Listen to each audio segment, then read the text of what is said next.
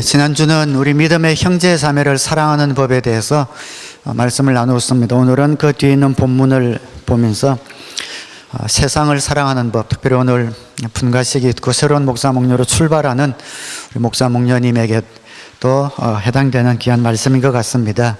세상을 사랑하는 법, VIP를 사랑하는 법에 대해서 간단히 말씀을 나누겠습니다. 세상을 사랑하는 법 14절 보시면은 여러분을 박해하는 사람들을 축복하십시오. 축복을 하고 저주를 하지 마십시오. 사랑하라는 거죠. 박해하는 사람을 축복하라. 어둠은 빛을 싫어합니다. 우리가 빛의 자녀처럼 살면 어둠은 빛을 박해하고 방해하게 되어 있습니다.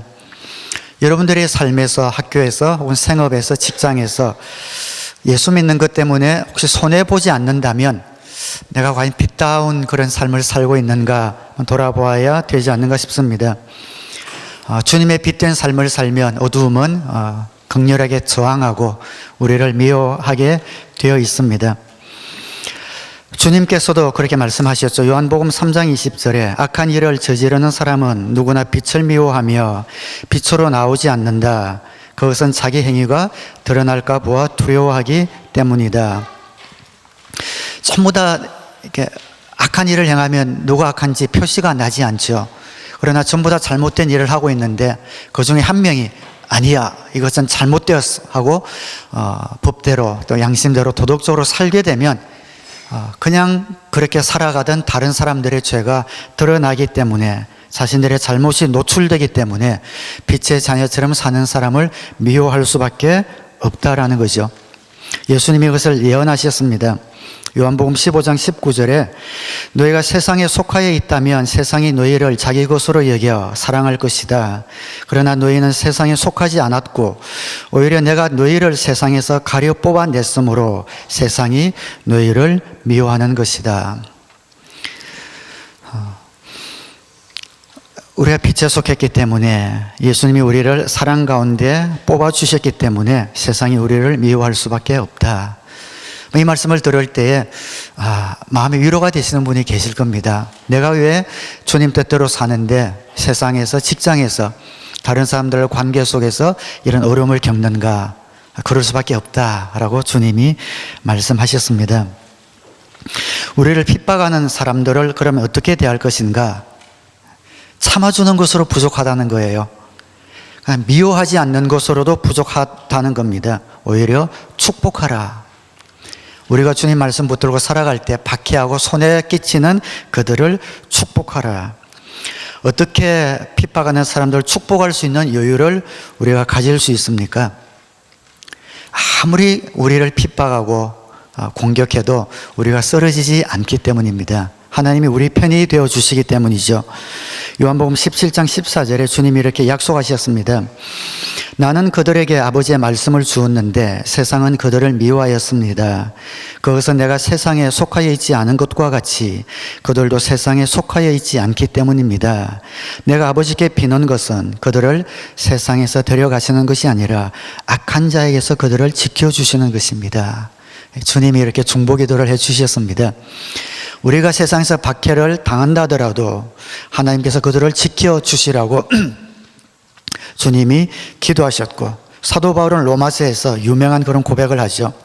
하나님이 우리 편이시면 누가 우리를 대적하겠습니까? 여러분이 주님의 뜻대로 또 사역 감당하면서 또 사명 감당하면서 살아가다가 혹시 세상으로부터 따돌림이나 모욕이나 손해나 더 나아가서 핍박을 받으면 기뻐하고 즐거워하시기 바랍니다. 참지 마시고 미워하는 것으로 그치지 마시고 오히려 그들을 축복하셔서 하나님이 여러분을 향하여, 그들을 향하여 흘려보내시는 복을 마음껏 누리게 되시기를 주님의 이름으로 축원합니다. 15절입니다. 기뻐하는 사람들과 함께 기뻐하고 우는 사람들과 함께 우십시오. 그러니까 세상 사람들의 감정을 이해하라라는 그런 말씀이겠죠. 사실 신앙생활을 하면 할수록 우리 세상 사람들의 그런 감정을 잘 이해하지 못하는 것을 보게 됩니다. 왜냐하면 우리와 가치관이 다르기 때문에 쉽게 우리가 판단해버리고 또 이렇게 정죄해 버릴 수가 있습니다. 우리의 기쁨, 우리의 슬픔과는 다른 감정을 갖고 있기 때문이죠. 예를 들어서 죽음의 문제가 그렇습니다. 물론 죽음은 이 땅에서 영원한 이별이기 때문에 슬픕니다. 그러나 우리 믿음의 사람들은 그 죽음이 영원한 이별이 아니라 영원한 천국으로 가는 관문인 것을 압니다. 죽음이라는 관문을 통과해야만 영원한 천국에 가는 것을 압니다. 그래서 장례식에서도 찬송 부르는 종교는 기독교밖에 없는 것이죠.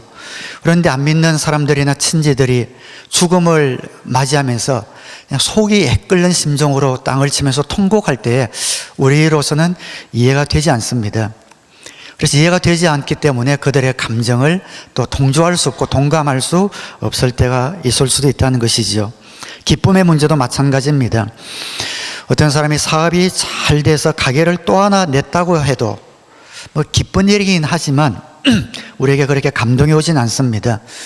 주님의 말씀대로 사는 우리에게는 이 세상에 있는 모든 것들은 놓고 갈 것이기 때문에 이 땅에 있는 것을 하나님이 복을 주시면 감사하지만 그것에 그렇게 흔들리지 않습니다.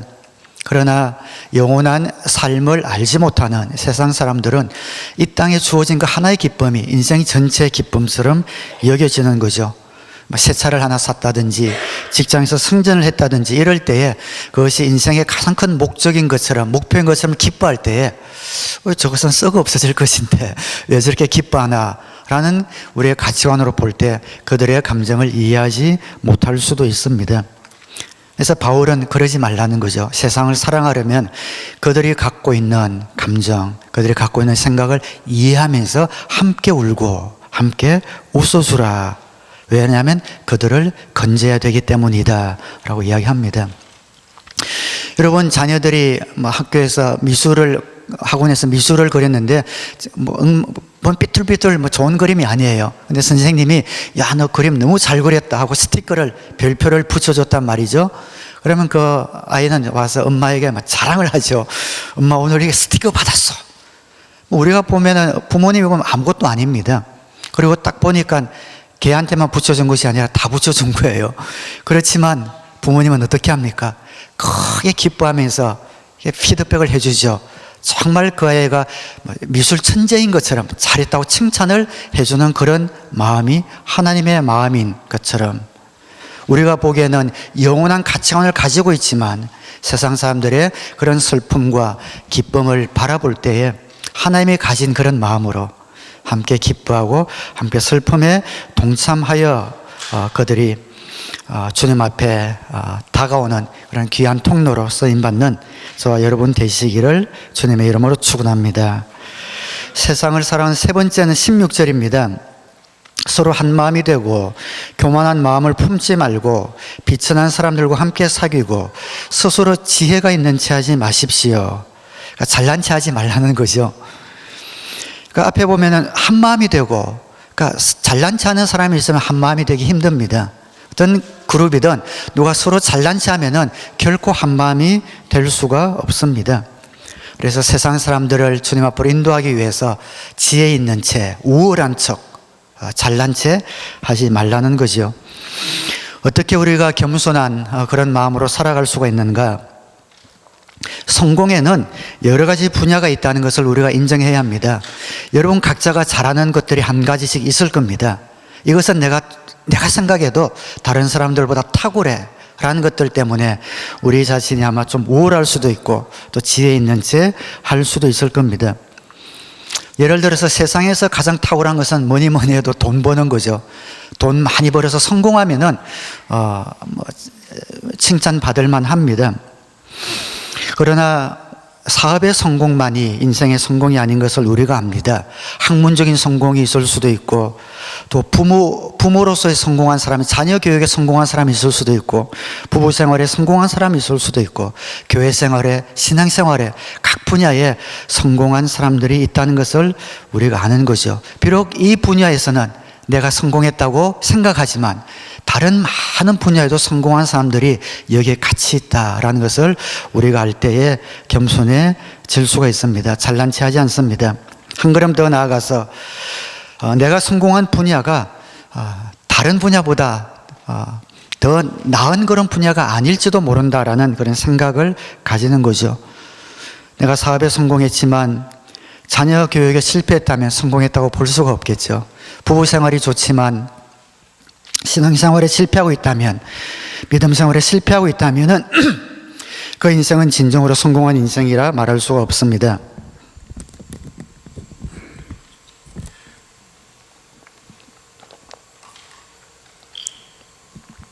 그래서 우리가 세상 사람들을 대할 때, 또 믿음의 형제들을 대할 때에 다른 모든 사람들의 작은 성공들, 그 분야의 성공들을 인정해 주면서 겸손해질 때에 우월해지지 않습니다. 그러나 가장 중요한 것은 하나님의 시선으로 우리의 이웃들을 바라보는 겁니다.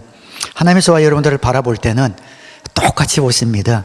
피부 색깔이나 재물이나 학력이나 어떤 것과는 상관없이 똑같은 하나님의 자녀로 우리를 보십니다. 재산도 학력도 어떤 것도 보지 않고 한 인간으로, 한 영혼으로 하나님이 우리를 보시는 것처럼 우리도 다른 모든 사람을 볼 때에 그런 하나님의 마음으로 바라보셔서 세상 사람들을 향하여 겸손한 마음으로 다가가는 그들 마음에 품는 저와 여러분 되시기를 주님의 이름으로 축원합니다. 특별히 목사 목녀로 오늘 출발하는 우리 두 분도 모든 분들을 볼 때에 그들의 환경이 어떻든 또 겉모습이 어떻든 험악하게 생길 수도 있고 교만하게 생길 수도 있고 뺀질거리게 보일 수도 있고 여러 다양한 모습이 있지만 재물이 많을 수도 있고 학력이 높을 수도 있지만 겉에 보이는 그런 환경으로 그 사람을 보는 것이 아니라 그분이 하나님을 만나지 못했다면 그 영혼이 하나님을 만나기 위해 간절히 간구하는 그 모습을 바라보면서 다가갈 때에 세상 사람들 우리가 품을 수 있게 될 겁니다. 여러분도 요즘 기도 많이 하시죠? 일주일에 3번씩 기도하셔서 기도 훈련들이 많이 돼가고 있는 것으로 알고 있습니다. 그런 경험들 하시겠지만 새벽 기도를 하면 거의 이틀에 걸러 한 번씩은 좀 눈물이 막 나는 것을 느낍니다. 제가 많은 중보 기도를 가지고 기도하는데 어떨 때는 치유를 위해서 또 어떨 때는 다른 기도 제목일 수도 있는데 한 10번 중에 한 8번은 우리에게 VIP 분들을 위해서 기도할 때 이틀에 한 번씩은 눈물이 그래 펑펑 쏟아지는지 모르겠습니다. 그냥 쭉 기도 제목 순서를 가다가 VIP 순서대로 쭉 한 명씩 이름을 불러가면서 주님을 만나도록 기도하는데 기도를 시작하자마자 그렇게 눈물이 막 쏟아지는 걸 감당을 못할 정도로 쏟아집니다.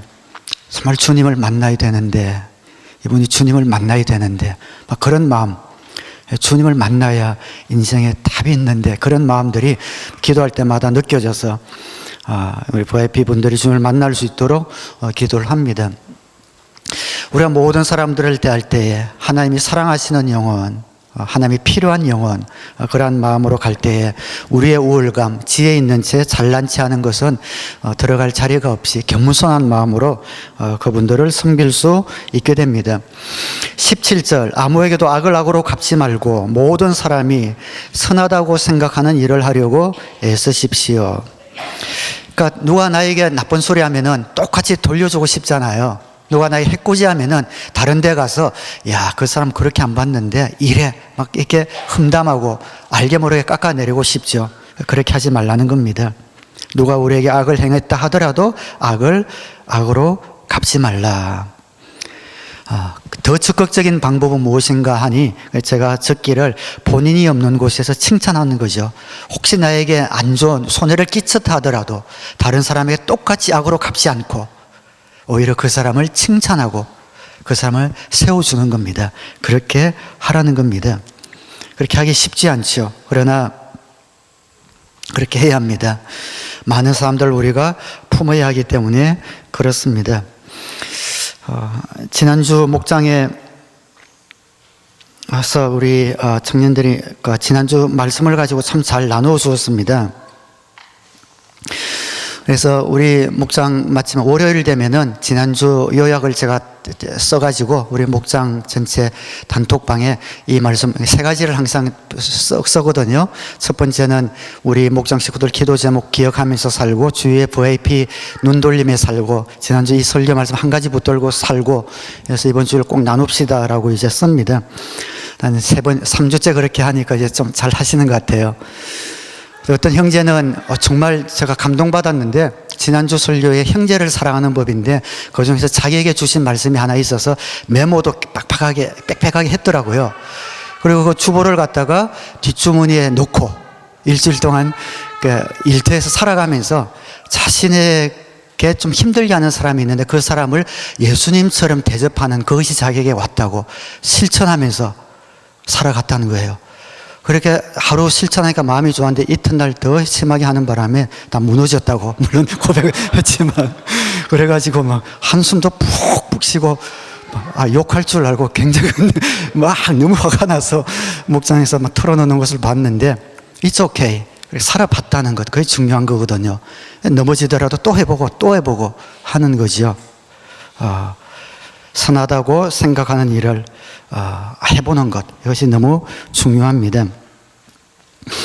특별히 안 믿는 분들이 VIP가 목장에 오시면은 절대로 다른 사람에 대한 험담, 교회에 대한 안 좋은 이야기들은 해서는 안 됩니다.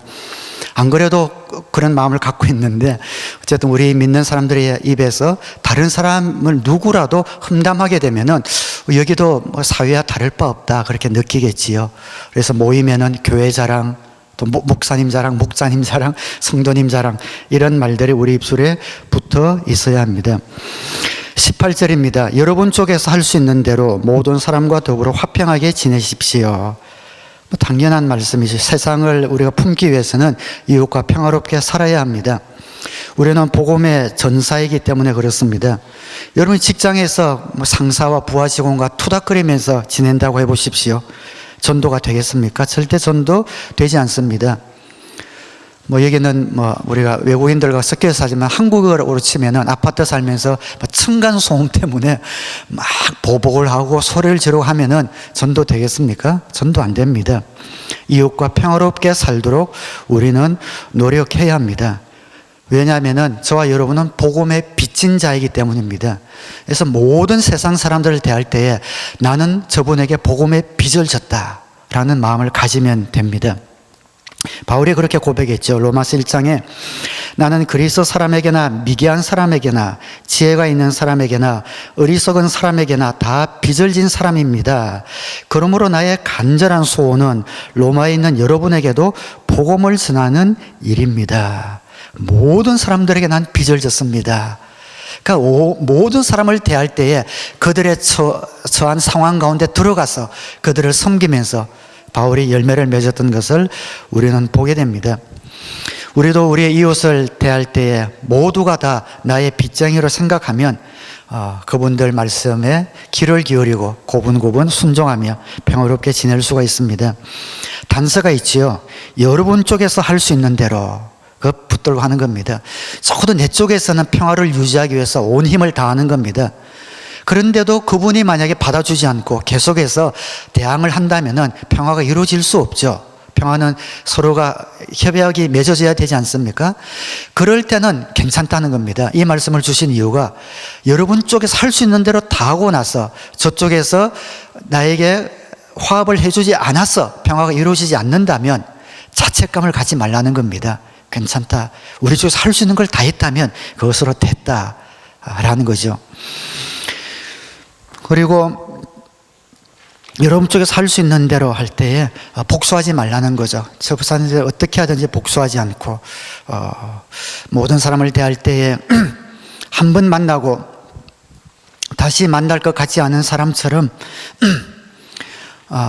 대하는 것이 아니라 이번 이 기회를 놓치면은 언제 저 사람의 복음이 들어갈까라는 마음으로 모든 사람들에게 빚진 마음을 가지고 화평을 추구하셔서 세상 사람들을 여러분의 심령에 품는 복된 복의 통로가 되기를 주님의 이름으로 축원합니다.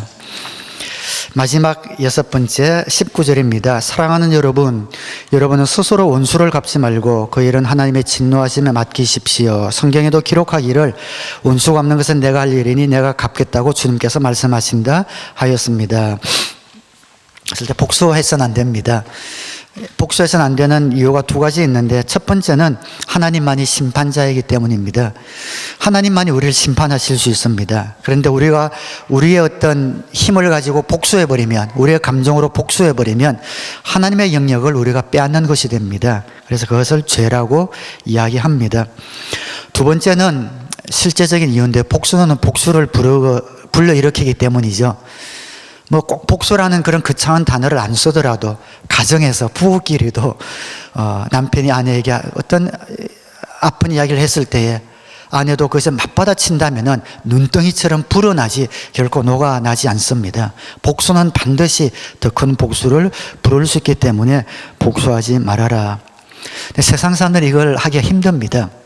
이런 악순환을 막을 수 있는 것은 크리스찬밖에 없습니다. 왜냐하면은 21절에 악에게 지지 말고 선으로 악을 이기라.